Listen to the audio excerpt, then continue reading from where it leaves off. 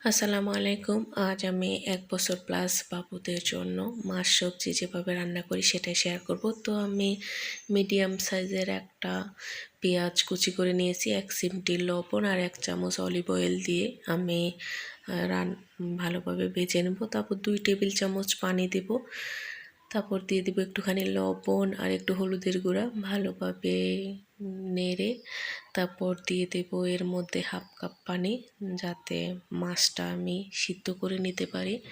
1/2 cup পানির পরে 4 টুকরা মাছ দেব। আমি জানি না বাবু কতটা খাবে, তাও দিচ্ছি, না খেলে আমরা খেয়ে নেব। তো আমি 2 মিনিট মতো ঢেকে রান্না করব। তারপর আবার ঢাকনা উঠিয়ে আমি মাছগুলো উল্টে দেব অপর পিঠ হওয়ার জন্য। তো আরও 2 মিনিট রান্না করার পর আমি দিয়ে দেব সবজি। আমি বড় সাইজের একটা আলু নিয়েছি, যেহেতু বাবু ভাত খায় না। আমি নিয়েছি টমেটো ছোট সাইজের একটা আর একটু বাঁধাকপি। তারপর কিছুক্ষণ পর দিয়ে দেব একটা ছোট সাইজের গ্রেট করা গাজর। সব কিছু খুবই পুষ্টিকর খাবার, বাবু ভাত না খেলেও যেন পুষ্টিটা পরিপূর্ণ পায়। তো আমি 2-3 মিনিট পর একটু নেড়ে দিচ্ছিলাম। আমি পুরো রান্নাটা মিডিয়াম আঁচে করব, তাতে রান্নাটা সুন্দর হবে।